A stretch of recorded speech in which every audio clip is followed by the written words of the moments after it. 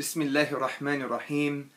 In Alhamdulillah, wassalatu wassalamu ala Rasulillah. To proceed, brothers and sisters and friends, Assalamu alaikum wa rahmatullahi wa barakatuh. Brothers and sisters, today we're going to be talking about a very important topic. It's called transcending the isms, okay? Transcending all of these worldviews, these ideas that are permeating within our culture, within our society, within our community. And inshallah ta'ala, brothers and sisters, I want to go through some key isms that we can address intellectually, rationally, and using the Quran and the Sunnah of our beloved Prophet sallallahu alaihi wasallam.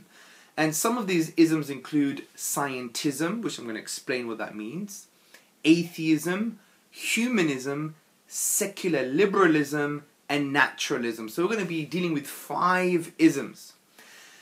Now we have to understand that these isms are usually in the form of intellectual attacks concerning our religion, concerning theism, the belief in God, the belief in Allah, and concerning the fact that we hold on to the Quran and the Sunnah very dearly.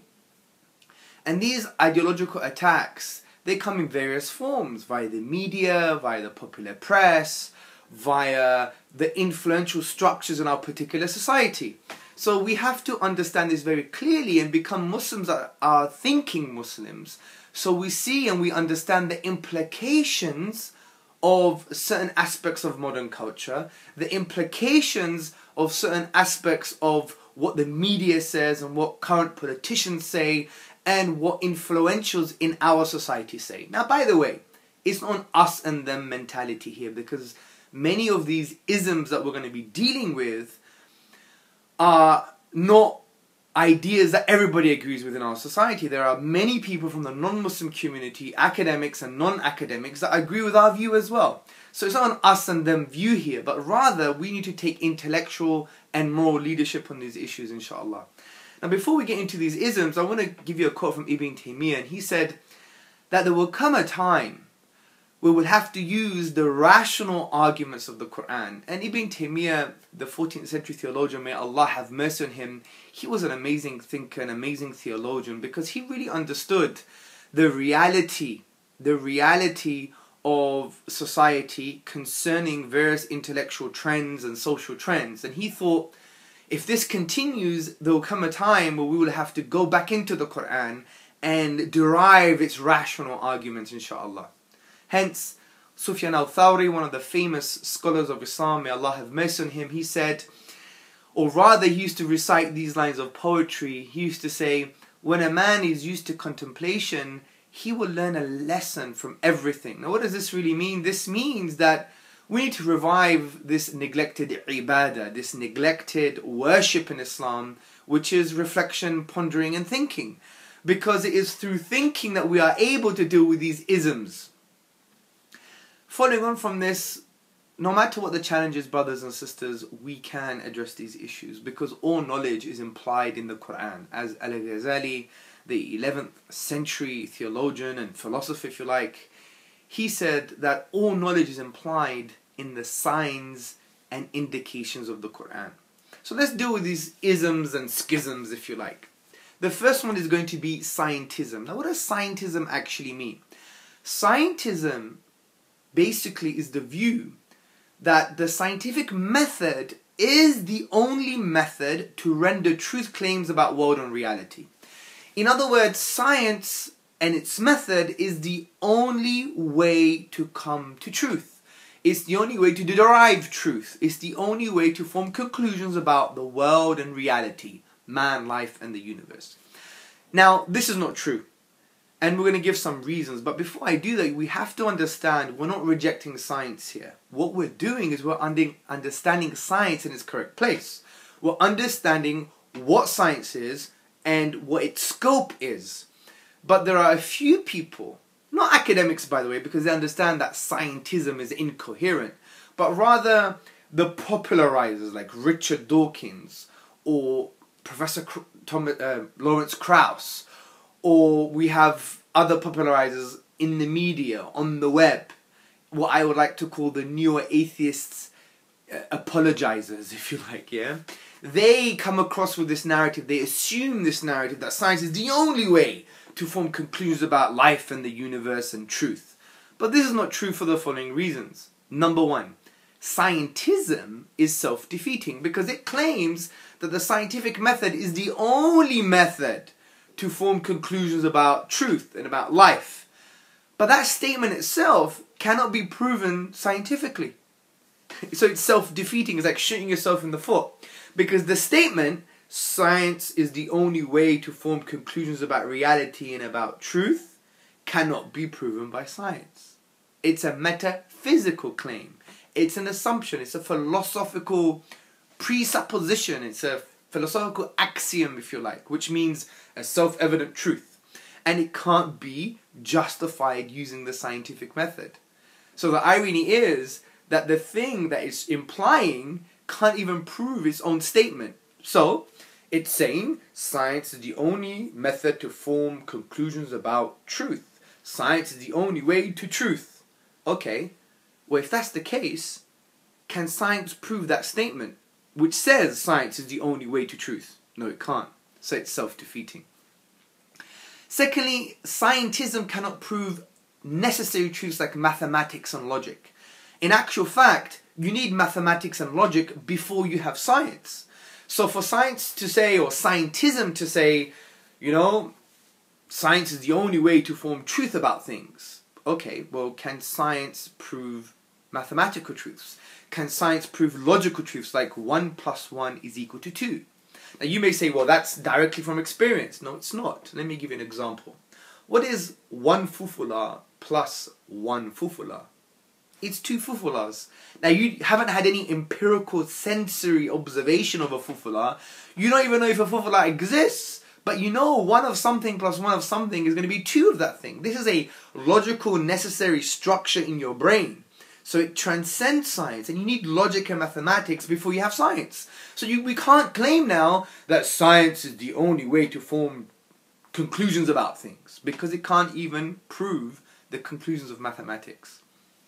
The third point is science cannot prove other sources of knowledge that are really necessary. Now, in epistemology, which basically means the study of knowledge, the study of belief, there are some sources of knowledge, and one key source of knowledge is called testimony, which is basically relying on the say-so of others. Interestingly, the scientific method requires testimony. If you study the scientific method, if you go to the Berkeley website and you look at the scientific method, you could Google this yourself. The consensus of scientists or the results coming from other papers from other scientists are necessary for you to form conclusions about your own experimental data, okay? And that is testimony. You have to rely on the say-so of others. Now, they may have claimed they've done the testing, they may have claimed they've done all the results and they've done the experiments themselves, but you haven't seen it. You have to require their testimony. So interestingly, a lot of our beliefs is based on testimony too. For example, the majority of us, we believe that the world is round. Prove it. Many of us can't actually prove it. We haven't gone to the highest point on Earth to see the curvature of the Earth. We haven't flown from England all the way around back to England. So you know if you fly in a straight line, you're going to end up back into England, for example. So that means the world is round. Many of us have never done that. We've just seen pictures, photographs, and we learned it at school. All of these are testimonials. We have to believe someone is saying that this is an image or a map of the world. We have to just believe that based on the say-so of others. Now you may think, but everyone believes it. That's true, but that's still testimony. And interestingly, the thing that science requires, which is also testimony, can't be proven by science itself. It's another source of knowledge. So it shows that science is not the only way to form conclusions about things. We need this shared information via different sources of knowledge. To highlight this, interestingly, I had a debate with Professor Lawrence Krauss, and he was like, evolution is true. And I said to him, okay, fair enough. Prove it.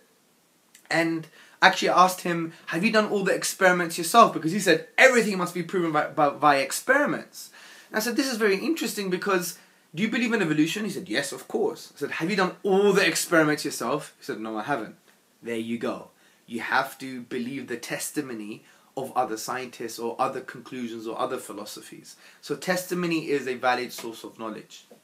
And therefore, it shows that science is not the only way to form conclusions about things. You need other sources of knowledge too.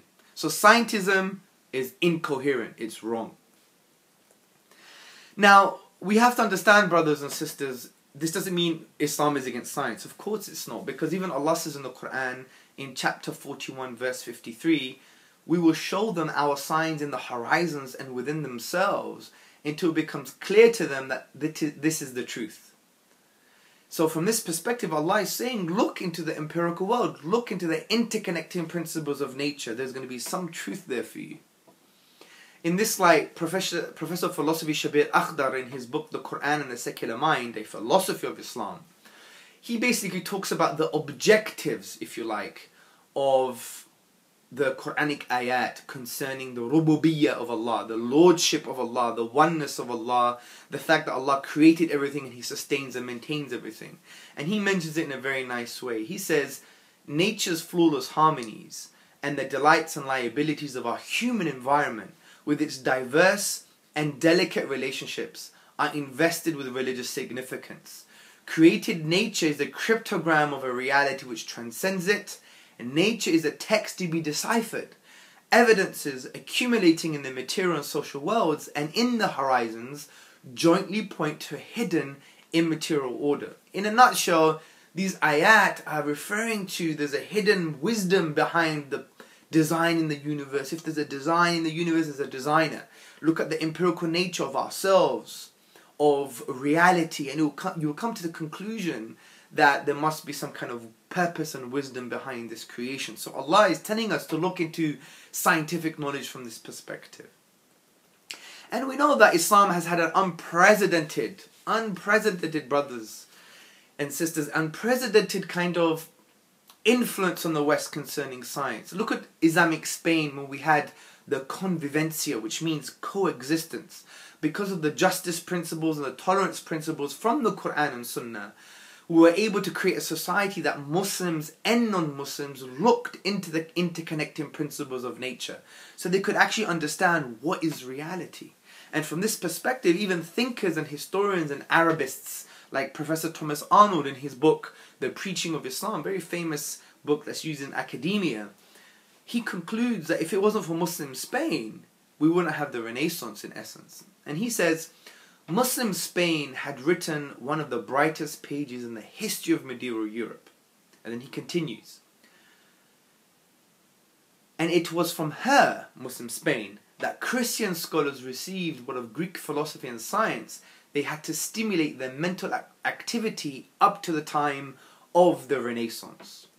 So, just to conclude this point, scientism is incoherent because it says that science is the only method to use to find truth. This is not true. As we discussed, there are other sources of knowledge like testimony, which science can't prove, mathematics and logic, it's self-defeating, and everything else we just mentioned. So let's go to the second ism, atheism, which basically says there is no evidence for the existence of God, or the evidence available is insufficient, or the rejection of a divine, the rejection of a designer, a cosmic designer, the rejection of God.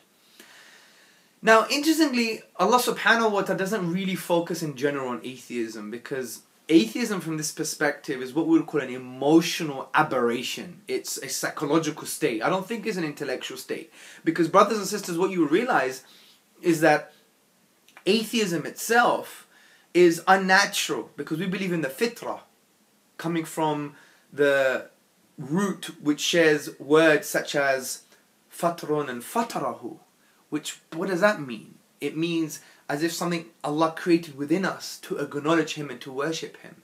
And we see that there are various accounts in the psychology of religion and in anthropology and sociology that indicate we do have an innate nature that Allah created within us, a fitrah, which means innate nature, to acknowledge Allah and to worship Him. For example, Olivera Petrovich, she did a study and she concludes that our innate natural psychology is to believe in a transcendent God, in a God that is unlike human creation. Also from the perspective of sociology, you had the likes of Professor Justin Bartlett. He basically did a study on that children naturally, even if they come from atheist backgrounds, are naturally kind of structured to believe in supernatural agency. So this is very important for us to understand, but also we have to also understand the Quran does indicate a kind of challenge to atheism, but in only one verse, I believe. Two verses actually. In chapter 52, verse 35 to 36, Allah subhanahu wa ta'ala says, or were they created by nothing? Or were they the creators of themselves? Or did they create the heavens and the earth, the cosmos, the universe? بَلْ لَا يُقِنُونَ. Indeed, they have no true faith or belief. Now, interestingly, we know these verses refer to the human creation, but many of the ulama, the mufassirun, those who explain the Quran for us, they discussed and said this actually means anything that was created, because Allah used the word khuliqu, khuliqu. Now, khuliqu from a classical Arabic perspective means something that emerged, something that wasn't always there, something that came into being, something that was started. And that's why Ibn Taymiyyah, the 14th century theologian, he said, so whatever is besides Allah, it is all makhluq, created, originated, muhdath, coming to be after not existing, preceding by its own existence, by its own non-existence. So basically Ibn Taymiyyah is saying everything apart from Allah had a beginning, it wasn't always there. So if we apply these verses properly and we understand them, we will understand or come to the conclusion Allah is giving us four logical possibilities. Four logical possibilities on how anything came into existence, which includes the whole universe. And these are the four logical possibilities. Number one, it was created from nothing. Number two, it created itself. Number three, it was created by something else that was created. Or number four, it was created by something uncreated. Now, could the universe be created from nothing? Well, what do we mean by nothing here? What we mean, brothers and sisters, is the absence of something or the absence of that thing. So the universe wasn't there. So could it come into existence just via or from nothing? Of course not, because we could even establish this mathematically. 0 plus 0 plus 0 is equal to 0. Exactly. So when you have nothing plus nothing plus nothing, you're always going to have nothing. And that's why P.J. Zwart, in his publication About Time, he says, if there is anything we can find inconceivable, is that something could arise from nothing. Now you may have some atheists who say, popularizers, not academics, they'll say, what about the quantum vacuum? Things pop into existence by nothing. Now, brothers and sisters, the quantum vacuum is basically, just imagine I had a big hoover, like a cosmic hoover, and I sucked away all particles in the universe and all radiation. What you'd have left is the quantum vacuum. And they say that's nothing, but you have particles emerging from this nothing. That's not true, because the quantum vacuum is still something. It's something physical. It's a sea of fluctuating energy. Go to any thinker, any cosmologist, any physicist, they will never claim that the quantum vacuum is the absence of something. It's still something. So that contention is not very valid. So we know the universe couldn't come from nothing. What's the next one? Could the universe create itself? Well, this doesn't make sense either, because that means that the universe was in existence and not in existence at the same time. Because for the universe to create itself, it means it once wasn't there and then became there, because it means it was created. But to create itself would require us to believe that it was there before it was there for it to be there. Confused? Exactly. Let me make it easier for you. Could your mother give birth to herself? Exactly, your mother couldn't give birth to herself. It's just an impossibility. So the universe couldn't create itself at all. Now the next option is, could the universe be created by something else created? People may agree. Because even in our tradition in Islam, we believe there was something before the universe for the universe to be created. As Allah and the prophetic traditions, the ahadith, they mentioned smoke. There was this type of smoke, and then the whole cosmos was created. So someone may argue, well, maybe the universe was created by something else created. Maybe. But is that an ultimate explanation? Of course not. Let me explain why.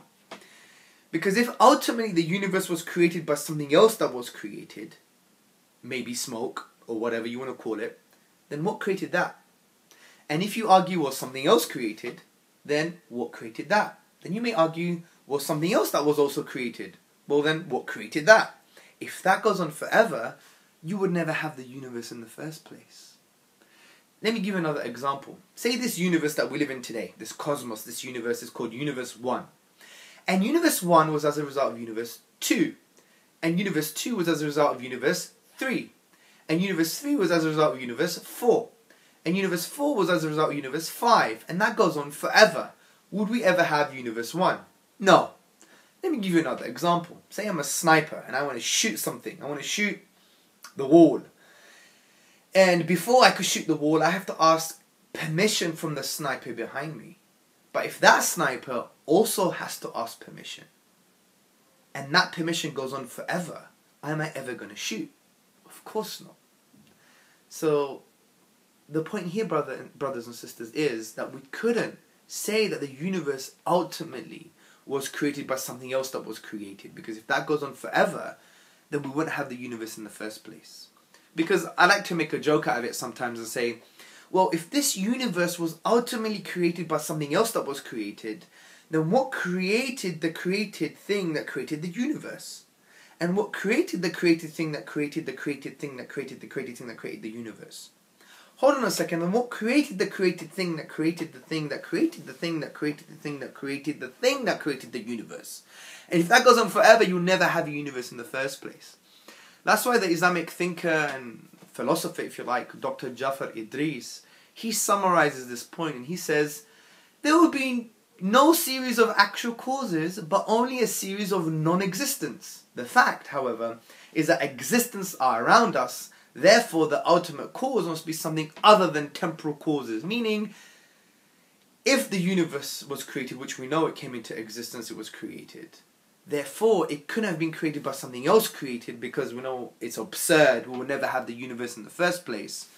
Therefore, there must be something uncreated. And this leads us to the final logical possibility. There must be something uncreated. And that's why Allah says in the Quran, قُلْ هُوَ اللَّهُ أَحَدٌ. Allah is uniquely one. Allahu Samad. Lam yalid wa lam yulad wa lam yakul lahu kufuwan ahad. Say, Allah is uniquely one. He is self-subsisting, eternal. He begets not, nor was he begotten. There is nothing like unto him. Interestingly, on this point, brothers and sisters, we have the philosopher Abraham Varghese in the book There Is a God, written by Antony Flew. He says something very interesting. He says, now clearly, theists and atheists can agree on one thing. So people who believe in God and people who don't believe in God do agree on one thing. If anything at all exists, there must be something preceding it that always existed. How did this eternally existing reality come to be? The answer, it never came to be. It was always there. It always existed. Take your pick. God or the universe. But since the universe was created, we know it began. Therefore, it must be God. Now, some people may argue, well, this all assumes that the universe began. Well, yeah, of course it assumes the universe began, because it's well known now. We don't live in the 1940s anymore. We don't believe in the steady state theory that the universe had no beginning, no end. Time is equal to 0. The universe emerged. Many people call this the Big Bang. But whatever you call it, the point is there is a mathematical, philosophical and scientific consensus that the universe wasn't always here. So therefore, we can still apply these 4 logical principles. Let me summarize them for you. Since the universe began, we can explain it in the following way. It came from nothing. It created itself. It was created by something else created, or it was created by something uncreated. We know it couldn't come from nothing, as we discussed. We know it couldn't be created by itself, as we discussed. We know it couldn't be created by something else that was created. Therefore, it was created by something uncreated. And this makes sense of God, of Allah subhanahu wa ta'ala. Because this uncreated creator, brothers and sisters, he must be eternal, because he's uncreated. If he's uncreated, he's always there, eternal. He must be transcendent. What does that mean? Basically, we're saying لَيْسَ كَمِثْلِهِ شَيْءٍ, as the Quran says. There is nothing like unto him. Transcendent means, as Ibn Taymiyyah explained, that creation must be distinct and disjoined from the creator. For example, if I were to make my laptop, do I become the laptop? If I were to make this wall, do I become the wall? Of course not. I am distinct and disjoined from the wall. Similarly, Allah created the universe. He's not in the universe. He is distinct and disjoined from the universe. Also, Allah must be powerful. There are, I believe, 10 to the power 40 or 10 to the power 80, which is 10 with 80 zeros, atoms in this universe. That's a lot of atoms. If we just take one atom and we split it, there could be a whole nuclear explosion, for example, a release of an immense amount of energy. So the one who created that one atom plus all these billions of atoms is also going to be very powerful. Also, we know that this creator must be knowing or intelligent.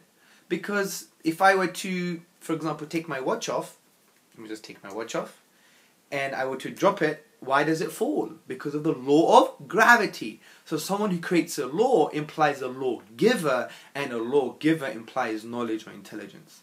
So when we keep on thinking about these things, we understand that, you know what? Not only is there an uncreated creator, but this uncreated creator must be God, must be Allah. Because of what we're just discussing. He is powerful, he is transcendent, he is knowing, and we're forming the conclusion of our understanding of who God is, namely who Allah is. So from this perspective, brothers and sisters, atheism is false because we have a very powerful argument against atheism.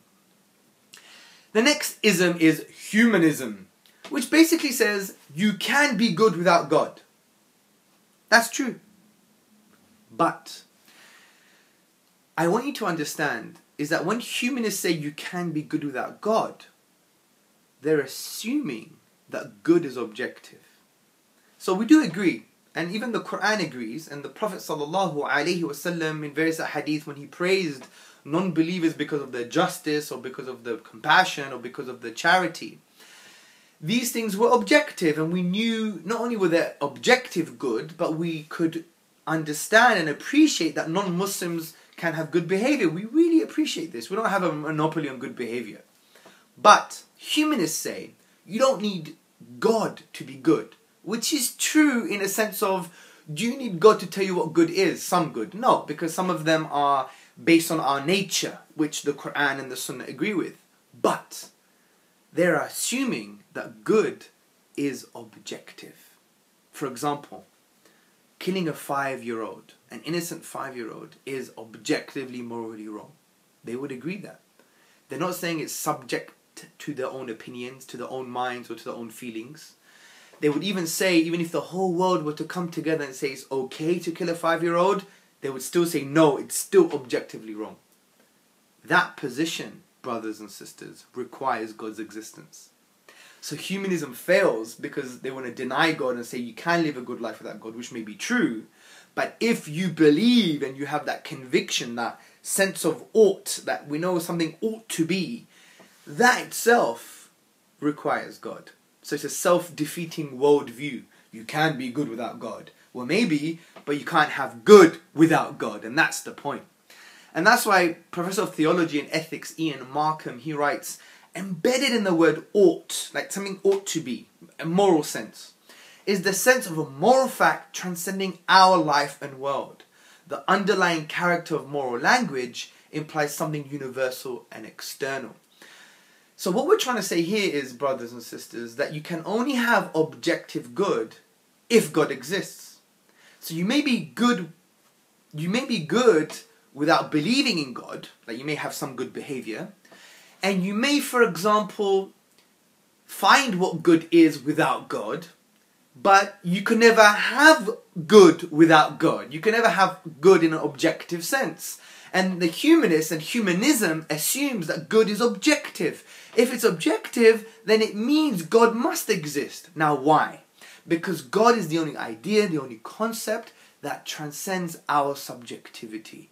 Because we all differ. Because we all have our own sense of personal kind of opinions, whether it's based on feeling or based on our own subjective internal brain experience.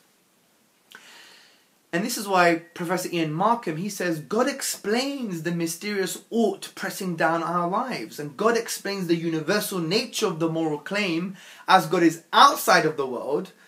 And God the Creator can both be external and make universal commands. So in a way, God is the only kind of objective reference point. He transcends human ikhtilaf, human differences.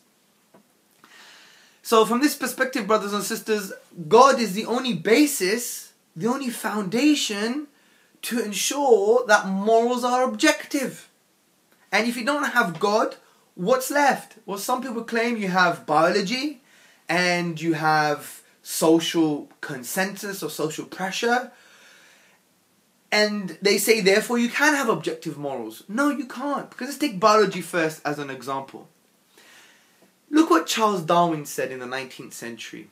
He gave a very interesting example. And he said, if men, human beings, were reared under precisely the same conditions as the hive bees, there can hardly be a doubt that our unmarried females would, like the worker bees, think it a sacred duty to kill their brothers, and mothers would strive to kill their fertile daughters, and no one would think of interfering.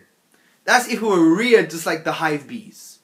Now you could even think, well, if we were reared according to the same biological conditions as the nurse shark, well, therefore we would think it's okay to rape women, because the nurse shark wrestles and basically shoves its mate, which is tantamount to rape.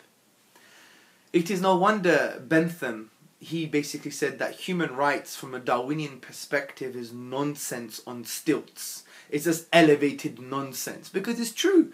Because biology renders morals meaningless. It's just a reaction. It's just a response to certain conditions. And they don't have any ultimate objective meaning. Like morals have evolved like our unwanted hair, nose hair, or our teeth. And that's why philosopher of science Michael Rules, he explains this well. And he says, morality is a biological adaptation no less than our hands, feet and teeth. Considered as a rationally justifiable set of claims about an objective something, ethics or morals is illusory. I appreciate that when somebody says love thy neighbor as thyself, they think they're referring above and beyond themselves. Nevertheless, such reference is truly without foundation. Morality is just an aid to survival and reproduction. Now, some people claim, what about natural selection? Natural selection formulates the basis for objective morals. No, it doesn't.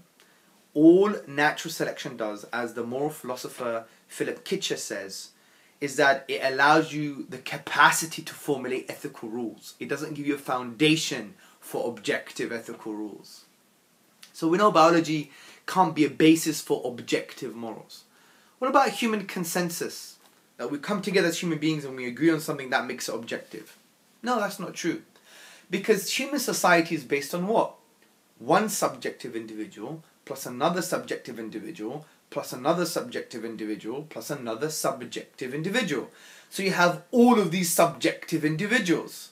So subjective individuals plus more subjective individuals, you're going to have just more subjective individuals. It cannot form an objective basis. So social pressure or people coming together to form conclusions about things, especially moral things or moral realities, can never be objective because it's based on human subjectivity. And if we were even to claim that society can provide a foundation for objective morals, then there'll be some problems, because we will have to say that what happened in Nazi Germany in the 1940s was a good thing, because they came together as a German society to say it's morally okay to kill 6 million Jews. But we know that's wrong. But to claim that your source and foundation for objective morals is society would mean you can't disagree with what happened in Nazi Germany. So from this perspective, brothers and sisters, we see that God is the only foundation for objective morals. As He created the whole universe, He knows us better than we know ourselves. His commands come from His good nature. And therefore, what He commands is good because He is good. And He defines what good is, because that's His nature by definition, as Allah is Al-Qudus, the holy, the perfect. I think it's the third or fourth now, ism is called secular liberalism, brothers and sisters. Now, secular liberalism is basically the separation of culture and politics from religion, with the emphasis on individual rights. Now, this doesn't mean we don't believe in individual rights. Of course we do. But let me just discuss this for you. We have to understand that Islamic tradition balances individual rights with social rights, because we believe society also affects individuals and individuals affect society. And we also believe that you can't divorce politics away from Allah, because Allah knows us better than we know ourselves. So this, in a summary, is secular liberalism, the divorcing of God from politics and emphasizing just on individual rights, not social rights as well. And we have to understand that this whole secular liberalism philosophy, brothers and sisters, actually came from a particular problem in Europe. It never came from a problem around the world. It was just specific to Europe. Because what happened was, you had the Catholic Church in the Middle Ages. They used to use the forceful arm of the state to prevent any thinking that was against its own doctrine. So it basically oppressed people. And that created or facilitated the likes of Martin Luther, who was the reformist, the Protestant reformist, if you like. He wrote a thesis attacking the Catholic tradition, and he pegged it on a church door in Wittenberg, attacking the Catholic Church, the Catholic tradition. And that facilitated a huge kind of emotional, intellectual environment, coupled with trade laws and all these funny things that are happening in Europe. That you had the 80-year wars, the religious wars, the 30-year wars, the massacre on St. Bartholomew's Day. I mean, Europe suffered a lot because of religion. And therefore, they had to emerge with this doctrine, which was liberalism or liberal secularism. Because they said, fine, God is not making sense. He can't deal with our society because we're killing each other. So everything has to be very personal and very individual. So let's focus on individual rights outside of religion. So this whole secular liberalism came from a particular product, which was the European history. Now, what some secular liberals do, they say everyone must share this worldview and political framework. No. Why? Because you're just assuming that everyone has the same shared European experience. But when we look at the Islamic history, there was an amazing harmony, generally speaking, by the way. Not that our history is perfect, but generally speaking, there was an amazing harmony between the people in power and the scientists and the thinkers. And there was this amazing harmony. So we didn't have the same problems that Europe faced. So we have to understand it from that perspective. Now, the Quran obviously deals with this in a very firm way. In chapter 5, verse 50, Allah says in the Quran, "Then is it the judgment of the time of Jahiliyyah ignorance they desire? But who is better than Allah in judgment for people who are certain in faith?" Meaning Allah must be involved in your life, in your social political life. And also when we read the Quran and Sunnah, we understand that there is a balance between individual rights and social rights. It's not just based on the individual. So, how do we deal with this ism, secular liberalism? Well, we've understood the context, which was based upon the oppression of the Catholic Church.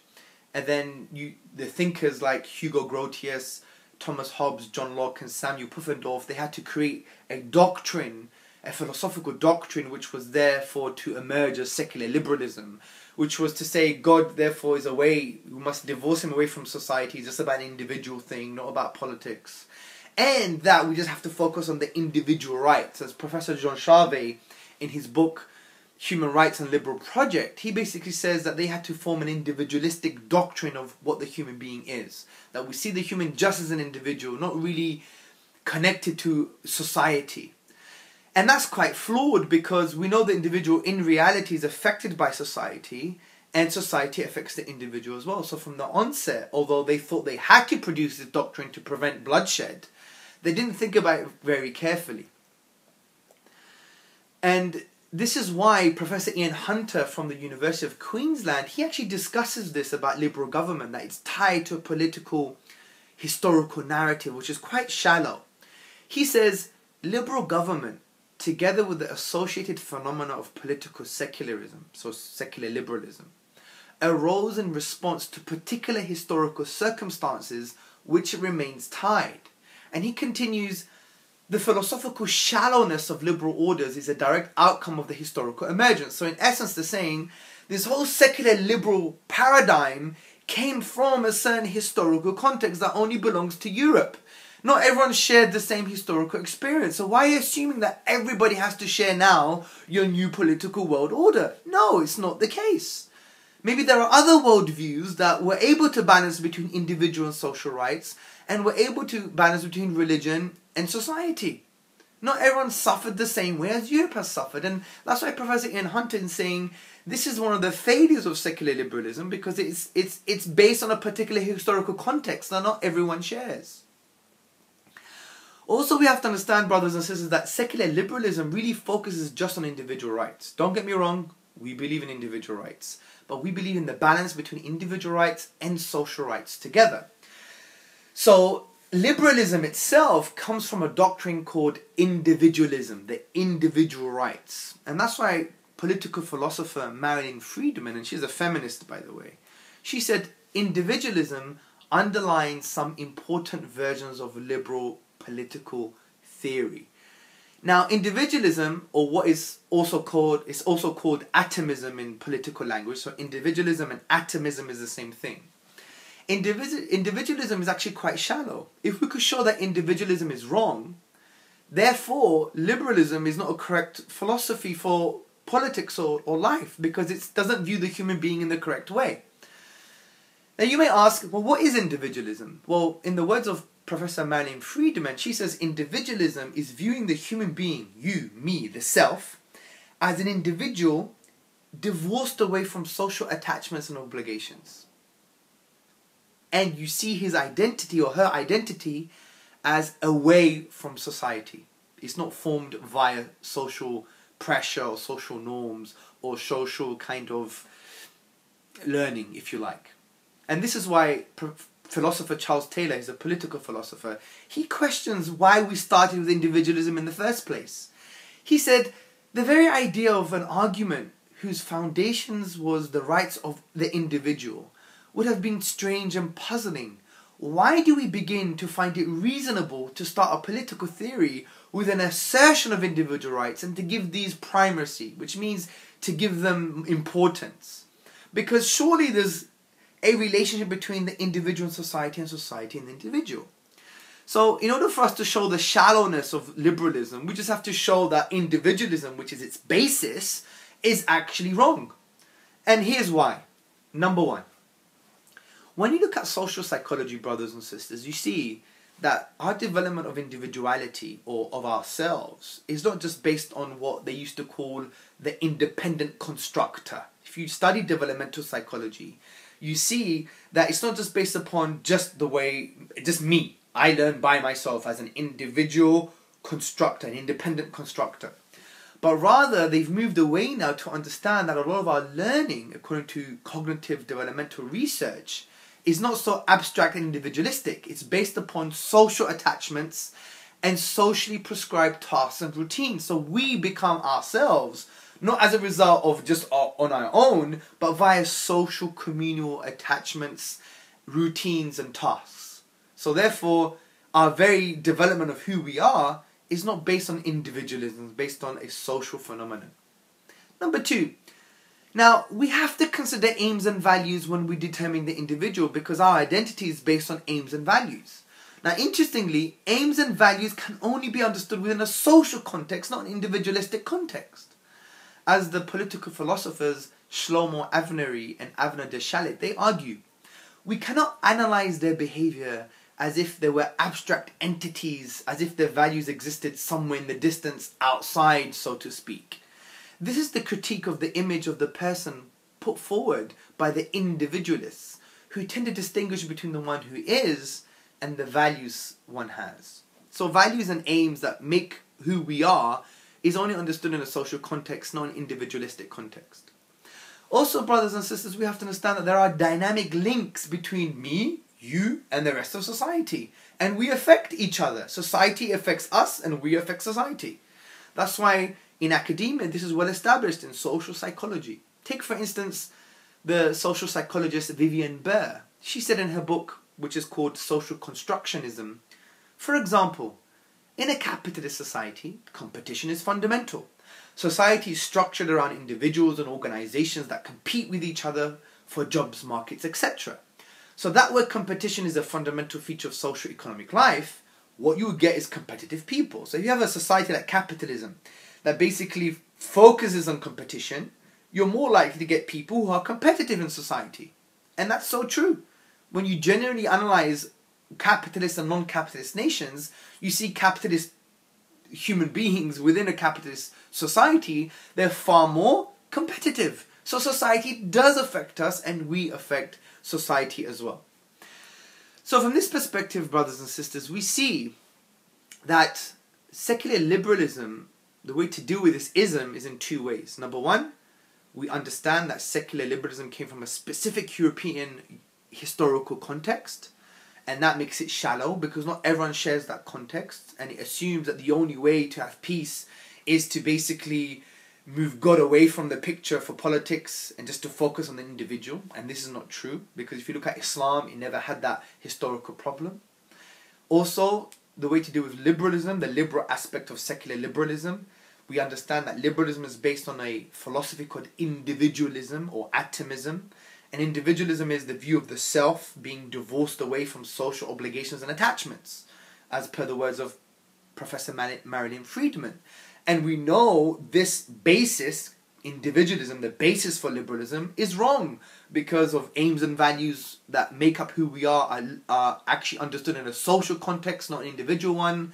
The way we develop cognitively, our brains are developed by social attachments and routines and tasks, not the independent constructor, the individualistic constructor, as the past developmental psychologists talked about. And also that we understand that there are links between society and individual and society. So this means the basis for liberalism, which is just to focus on the individual, is false. So therefore, secular liberalism is false from this perspective. Finally, brothers and sisters, let's deal with the last one, which is called naturalism. And this is very important because it deals with atheism and it deals with so many different things. What is naturalism? Naturalism is the worldview, brothers and sisters, that this universe is a closed box, okay? There's nothing outside of this universe, and if there is, it doesn't affect the universe. And everything inside this box, everything inside this closed universe, can be only understood by physical phenomena and physical processes. So supernatural doesn't exist. Zero. Well, you know what? This is the philosophy of many scientists, unfortunately, and it's the philosophy of many atheists, because no matter what evidence you give right into their face, they'll reject it, even if it supports the supernatural, because they have this presupposition. These are the lenses in which they view the world. So that means they never allow to entertain any evidence that would indicate the supernatural, because they have these lenses. It's time we took them off, because it's an assumption. It's like faith. That's why even the atheist, Professor Michael Rules, he said, let me make a concession to you. Naturalism is based on faith because they presume that there's no supernatural. And therefore, everything they see, they'll always ignore the supernatural because they presume it doesn't exist in the first place. So how can we show that naturalism, which is the worldview that there is no supernatural, which is the worldview that everything can be explained via physical processes, how can we, brothers and sisters, show that this is wrong? Easy. Just talk about yourself. Now, what do I mean by this? Talk about the fact that you have a consciousness. Consciousness is not only about thoughts, thinking, taste and pain, but it's about the subjective inner experience.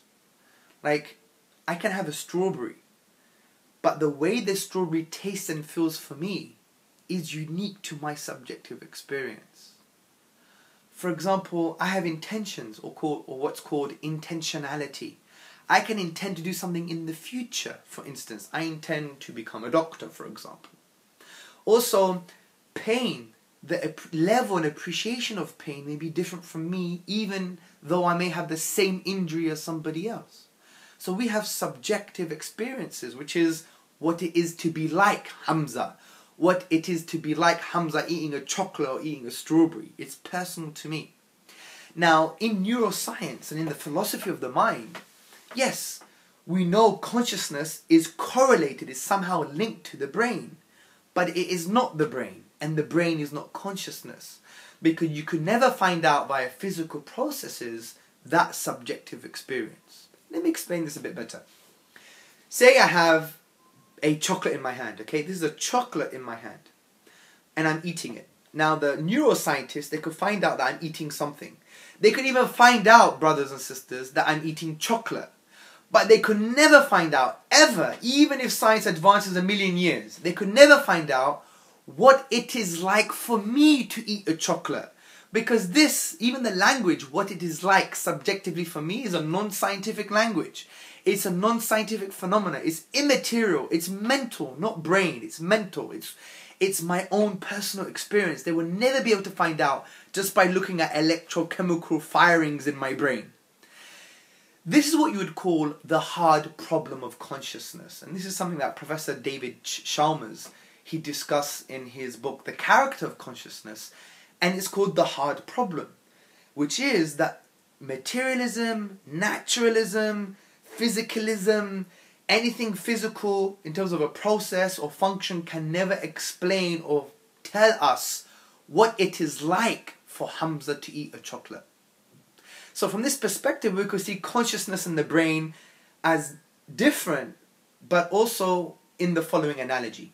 Take, for instance, a car and the driver. The car is the brain, the driver is the consciousness. If the car doesn't work, no matter what consciousness does, nothing's going to work. But also, if the driver is not working, then the brain's not working either. So we know they're both correlated, they're both linked, the driver and the car, but they need each other, for instance. Okay, there is this link. But we have to understand that they are not the same thing. And a key way of understanding this is by talking about the hard problem of consciousness, which is, yes, Mr. Atheist or Mr. Scientist, you may be able to tell that I'm eating a strawberry by looking at chemicals in my brain, but you would never, electrochemicals in my brain, but you would never ever be able to find out what it is like for me subjectively to eat a strawberry. And that itself is a fact of consciousness, and that cannot be explained, brothers and sisters, by scientific or natural processes. And that's why in the book, The Character of Consciousness, Professor Chalmers, he discusses certain attempts by scientists and materialists and naturalists to explain this phenomena, and they've all failed. And he mentions certain strategies they use, which are failed strategies. The first strategy, he says, is they simply explain something else. The naturalistic researchers, the materialistic researchers, they basically say the hard problem of consciousness, which is what it is to be like, cannot be explained scientifically, so we just ignore it or we deny it. For example, Professor Dan Dennett, he actually wrote the book, The Consciousness Explained. And Consciousness Explained in his book is very funny because he says he ignores the hard problem. He actually says it doesn't exist.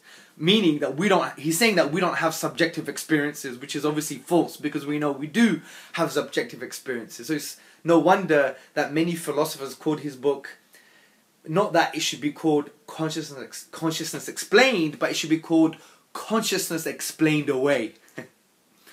The other strategy, brothers and sisters, is to claim that subjective experience is explained by understanding the physical processes in our brain. But this is not true, because how can any electrochemical activity, how can that tell us what it is like for me to eat a strawberry? This is impossible. Also, they won't be able to answer the following question, which is, how do these processes bring about subjective experience? How can just pieces of matter put together produce a subjective conscious experience? The other strategy, brothers and sisters, is that they try and explain the structure of experience. But this doesn't tell us anything, because it doesn't tell us why there should be experience in the first place and how subjective experiences emerged, and how can we assess what these subjective experiences are in the first place. So from this perspective, science and materialism and naturalism can never ever tell us or give us the solution to the hard problem of consciousness. Yes, it can tell us that we're having thoughts, that we may be having pain, that we may be dreaming, but it could never tell us what it is like for me to dream, and it could never tell us what it is like for me to eat a chocolate, or what my level of pain actually is for me subjectively.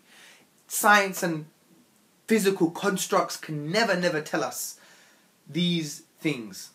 what it is like to be me, what it is like for me to eat a chocolate, what it is like for me to tolerate pain, what it is like for me to dream.